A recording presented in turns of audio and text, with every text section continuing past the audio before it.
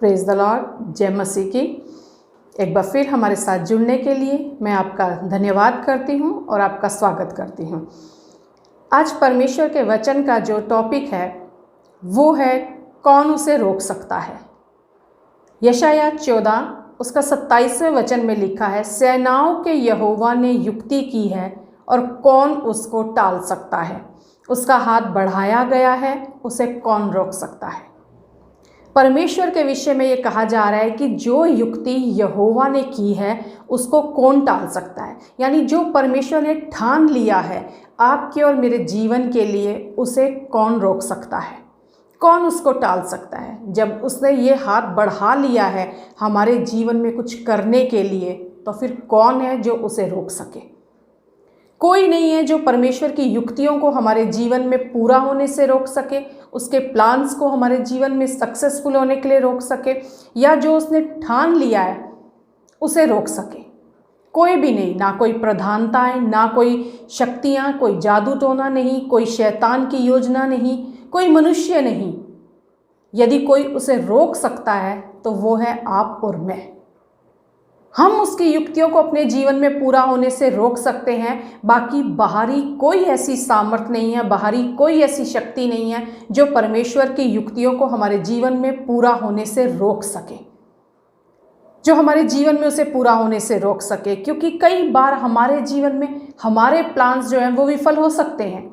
हम बहुत से प्लान बनाते हैं लेकिन वो विफल हो सकते हैं, लेकिन परमेश्वर का कोई भी प्लान जो उसने हमारे लिए ठहराया है वो विफल नहीं हो सकता, उसे कोई रोक नहीं सकता। परेशानियां रास्ते में आ सकती हैं, कठिनाइयां आ सकती हैं, लेकिन उसकी युक्तियां सदा सफल रहेंगी, वो हमेशा हमारे जीवन में पूरी होकर रहेंगी। और इसका उदाहरण अगर हम देखें तो हमें पुराने नियम में ही देखने को मिलता है। यूसुफ के बारे में परमेश्वर ने ठान लिया था उसे प्रधानमंत्री बनाना, तो भाइयों का बैर, वो जलन की भावना, पोतीपर की पत्नी का इल्ज़ाम लगाना, उसका जेल में डाला जाना, गुलामी का जीवन जीना, उस कोई भी चीज़ उसे रोक नहीं सकी परमेश्वर की योजना को उसके जीवन में पूरी होने से। कोई भी योजना जो परमेश्वर ने ठानी है आपके लिए, उसे कोई रोक नहीं सकता, कोई भी नहीं। और इसका एक और उदाहरण हम देखते हैं दानियल की पुस्तक के 6ठे अध्याय में। यहाँ पर 6ठे अध्याय में अगर हम पढ़ते हैं तो वहाँ पूरा दानियल के बारे में लिखा गया है कि किस तरह दानियल को एक अध्यक्ष का पद दिया गया, उसे एक अधिपतियों का से लेखा लिया करे, ऐसा उसे एक पद दिया कि वो कुछ अधिपति वहाँ चुने गए और उनमें उसको प्रमुख ठहराया गया। लेकिन कुछ लोग हैं जो उसकी इस कामयाबी से जलन रख रहे हैं, जो उसे नीचे गिराना चाहते हैं। और वहाँ 6ठे वचन से अगर हम देखें तो वो सारे अधिपति राजा के पास उतावली से आए और उससे कहा, हे राजा, तो जीवित रहे युग युग। और फिर वो क्या कर रहे हैं, कौन कौन है, राज्य के सारे अध्यक्षों ने, हाकिमों ने, अधिपतियों ने, न्यायियों ने, गवर्नरों ने, अच्छी पोस्ट के सब ओहदे वालों ने एक आपस में सहमति की है और उन्होंने एक ऐसी आज्ञा निकालने के लिए कहा है राजा को कि जो दानियल को वो फंसाना चाहते हैं। क्योंकि वो जानते हैं कि कोई और बात इसे जो है, हम इसको किसी और चीज़ में, किसी और बात के विषय में इसके विरुद्ध हम दोष ढूंढ ही नहीं सकते। क्योंकि जिस परमेश्वर की ये सेवा करता है उस परमेश्वर, वो परमेश्वर सदा इसके साथ ठहरता है। और हम अगर इसमें कोई दोष ढूंढने लगे, कोई अपराध इसके अंदर देखें तो हम पा ही नहीं सकते। उन्होंने कोई अपराध उसमें नहीं पाया, फिर वो एक युक्ति बनाते हैं। यहाँ ये सारे अधिपति मिलकर, ये अध्यक्ष, गवर्नर, हाकिम, सब मिलकर एक सम्मति करते हैं, एक युक्ति बनाते हैं और राजा से कहते हैं, ऐसी आज्ञा निकाल कि यदि कोई तुझे छोड़कर किसी और को 30 दिन तक किसी और देवता से विनती करे या प्रार्थना करे तो वो सिंहों की माद में डाल दिया जाए। ऐसी बनाते हैं उसके लिए एक युक्ति। और जब दानियल को ये बात पता चलती है तो वहाँ वचन में क्या लिखा है, जब दानियल को ये मालूम हुआ 10वें वचन में कि उस पत्र पर हस्ताक्षर किया गया है, तब वह अपनी कोठरी में गया जिसकी उपरोटी कोठरी की खिड़कियां यरूशलेम की ओर खुली रहती थी, और अपनी रीति के अनुसार जैसा वह दिन में 3 बार अपने परमेश्वर के सामने घुटने टेक कर प्रार्थना और धन्यवाद करता था, वैसा ही तब भी करता रहा। बहुत ज़रूरी है जैसा हम कर रहे हैं उसी रीति के अनुसार हम चलते रहें, चाहे परिस्थितियां हमारे पक्ष में हों चाहे हमारे विपक्ष में हों। यहाँ दानियल को पता चल गया है कि एक पत्र पर हस्ताक्षर किया गया है, उसके खिलाफ एक आज्ञा निकल चुकी है, उसे फंसाया जाएगा, उसे पकड़वाया जाएगा, लेकिन उसके बावजूद वचन कहता है वो अपनी रीति के अनुसार उसी योजना में बना रहा जो परमेश्वर की उसके लिए योजना थी। वो प्रार्थना में अपना समय वैसे ही व्यतीत करता रहा जैसे वो करता था। कई बार हमारे जीवन में हम देखते हैं जब हमारे कोई प्लान विफल होने लगते हैं या हमें ऐसा लगता है कोई हमारे खिलाफ कोई युक्ति कर रहा है, हमारी दिनचर्या बदल जाती है।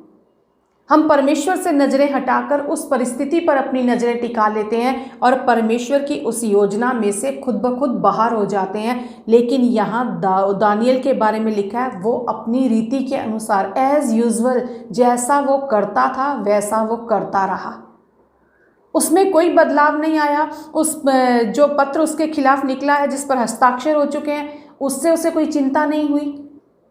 वो जो करता है वो कर रहा है। और जब लोगों ने उसे पकड़ लिया उसे ये करते हुए, उसे देख लिया, राजा से जाकर शिकायत की और राजा ने भी फिर उसे बचाने की कोशिश की।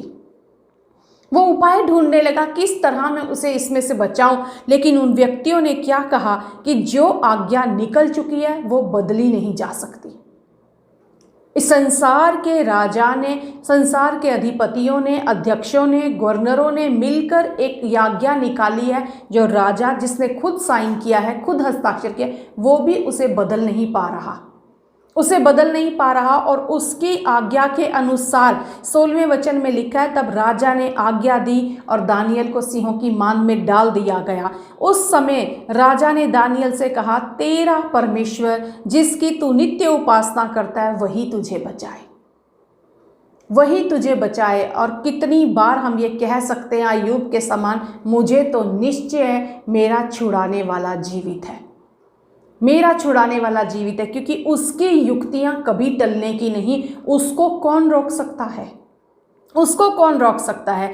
तब वो कहता है, उसके बाद क्या हुआ, एक पत्थर लाकर उस गड्ढे के मुंह पर रख दिया गया और राजा ने अपनी अंगूठी से उस पर छाप लगा दी, मोहर लगा दी। दानियल के विषय में कुछ बदलने ना पाए, जो मैंने कहा है वो बदलने ना पाए। यहाँ इस संसार का राजा उसे उस गड्ढे में डालने के बाद अपनी मोहर लगा रहा है कि जो आज्ञा अब निकल चुकी है, जो इसे सिंहों की मान में डाल दिया गया है, अब इसमें से कुछ बदलने ना पाए। और वो वहाँ पर छाप लगा दी गई, मोहर लगा दी गई, अब इसके विषय में कुछ बदलने ना पाए। आगे अगर हम वचन पढ़ते हैं, रात भर वो उस मान में रहा सिंहों की। सुबह होते ही राजा दौड़ कर आता है, चिल्लाता हुआ पूछता है, हे दानियल, हे जीवते परमेश्वर के दास, क्या तेरा परमेश्वर जिसकी तू नित्य उपासना करता है तुझे सिंहों से बचा सका है? वो उससे क्वेश्चन कर रहा है, क्या तेरा परमेश्वर तुझे बचा सका है? दानियल का जवाब यहाँ पर क्या होता है? दानियल कहता है, मेरे परमेश्वर ने अपना दूत भेजकर सिंहों के मुंह को ऐसा बंद कर रखा कि उन्होंने मेरी कुछ भी हानि नहीं की। क्यों? क्योंकि जो मेरे परमेश्वर ने मेरे लिए युक्ति की है, जो मेरे परमेश्वर ने मेरे लिए लिख दिया है, जो योजना मेरे परमेश्वर ने मेरे लिए बनाई है, वो उसे नहीं टालता और उसकी योजना को कोई टाल नहीं सकता। उसकी युक्ति जो उसने मेरे लिए लिखी है, मेरे जीवन के लिए बनाई है, उसे कोई रोक नहीं सकता, उसे कोई टाल नहीं सकता। इस संसार का राजा, अधिकारी, अधिपति, गवर्नर, हाकिम, कोई नहीं उसकी युक्तियों को, वो अपनी युक्तियों को खुद बदल नहीं पा रहे, अपनी आज्ञाओं को खुद नहीं बदल पाया राजा, लेकिन परमेश्वर की आज्ञाओं को वो बदलने की कोशिश करता है। और परमेश्वर का वचन कहता है, मेरी युक्तियों को कोई टाल नहीं सकता, कोई टाल नहीं सकता। उसने उस पर छाप लगाई और कहा, दानियल के विषय में कुछ बदलने ना पाए। आपका और मेरा खुदा कहता है, जो मैंने तुम्हारे लिए ठान लिया है उसे कोई टाल नहीं सकता, उसे कोई टाल नहीं सकता, वो युक्तियां कोई नहीं आपके जीवन से बदल सकता सिवाय आपके और मेरे। यदि हमारे जीवन में दानियल के समान कोई परिस्थिति आए, अपनी रीति के अनुसार एज यूजुअल जैसे हम उस खुदा के पास आते हैं, जैसे हम प्रार्थना करते हैं, वैसे ही हम निरंतर प्रार्थना में लगे रहें। खुदा कहता है मेरी युक्तियाँ भजन संहिता 33:11 में लिखा है, यहोवा की युक्ति सर्वदा स्थिर रहेगी, सर्वदा स्थिर रहेगी। उसके मन की कल्पनाएं पीढ़ी से पीढ़ी तक बनी रहेंगी। जो उसने ठान लिया है उसे कोई बदलने ना पाएगा। आपके विषय में कोई उसे बदल नहीं सकता, क्योंकि उस खुदा ने आपके और मेरे लिए ठान लिया है। क्या होता है आगे अगर हम ये सारा पढ़ें?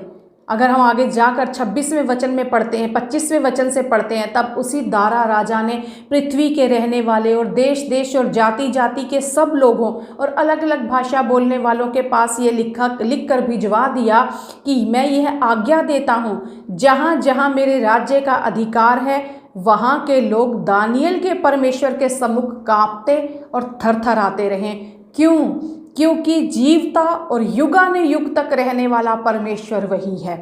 उसका राज्य अविनाशी और उसकी प्रभुता सदा स्थिर रहेगी, क्योंकि वही है जिसने दानियल को सिंहों से बचाया है, वही बचाने और छुड़ाने वाला है।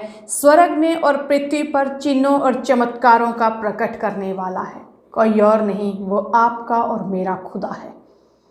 वो आपका और मेरा जीवता परमेश्वर है, युगानुयुग तक रहने वाला वो परमेश्वर है। उसका राज्य अविनाशी और उसकी प्रभुता सदा स्थिर रहेगी, सदा स्थिर रहेगी। इसीलिए वो खुदा कहता है यहोवा ने युक्ति की है और कौन उसको टाल सकता है। उसका हाथ बढ़ाया गया है, उसे कौन रोक सकता है। उसने आपके और मेरे विषय में जो लिख दिया, वो कहता है जो मैंने तुम्हारे विषय में कहा है वो वचन अटल हैं, सत्य हैं, सर्वदा बने रहेंगे। पीढ़ी से पीढ़ी तक मेरी सच्चाई बनी रहेगी। खुदा आपसे और मुझसे ये वायदा करता है। और यहाँ दानियल को गड्ढे में डालने के बाद उस राजा ने अपनी अंगूठी से उस पर मोहर लगाई। आपके और मेरे ऊपर पवित्र आत्मा की छाप लगाई गई है। पवित्र आत्मा की छाप हमारे ऊपर है, और जो उसने हमारे लिए कह दिया, जो प्लान उस खुदा ने बना लिए, उसे कोई रोक नहीं सकता। विश्वास कीजिए उसकी युक्तियों पर, बने रहिए उसकी युक्तियों में, चाहे परिस्थितियां कैसी भी हों। एज यूजुअल जैसा आप कर रहे हैं, अपनी रीति के अनुसार प्रार्थना में, संगति में, वचन में, उपवास में उसके साथ समय बिताइए, क्योंकि उसकी युक्तियां कोई टाल नहीं सकता। मैं विश्वास करती हूँ इस वचन के द्वारा एक बार फिर आज आपने उत्साह को पाया है, और अपने खुदा पर आपका भरोसा और विश्वास पहले से ज़्यादा मजबूत होगा। आमेन, आमेन।